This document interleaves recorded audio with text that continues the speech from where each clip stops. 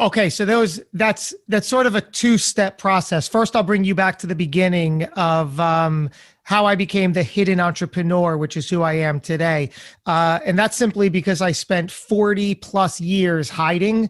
I showed up in every situation, hiding all of my true talent, my true skill, my true ability. Everything that I was capable of doing remained hidden because I was desperately seeking the approval of others. And I also felt like I didn't want to rock the boat, meaning I was aware that even as a young child, that if I dare come forward with something really cool, really able, something really in my wheelhouse, and you saw it as such, I might have inadvertently shine a light on your insecurities. And guess what? You might retaliate in some form or another. And I didn't feel like I had the strength or the support to defend against that. So I was like, okay, I'm just going to avoid that altogether. Let me just, have everybody like me.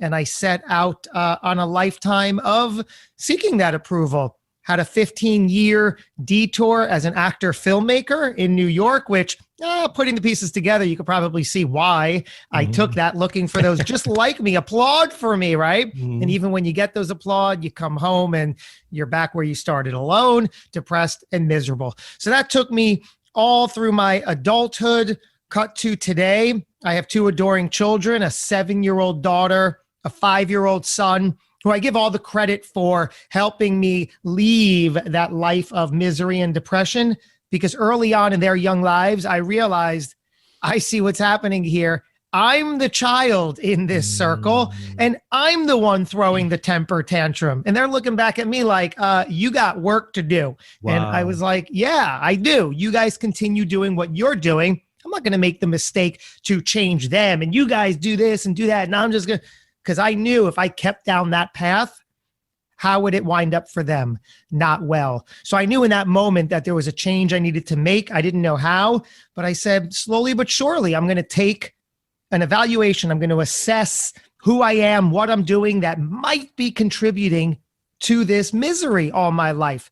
And I said, okay, well, there are small, medium, and large habits, patterns, and beliefs that I'm doing that are probably playing against me. And I should probably stop doing that every single night. Could probably work that out. Maybe I'll do lunch a little bit differently in this regard. Maybe I'll wake up differently like this, or maybe that's playing into it. And just one step at a time, I started replacing the negative habits, thoughts, and beliefs with slightly better ones.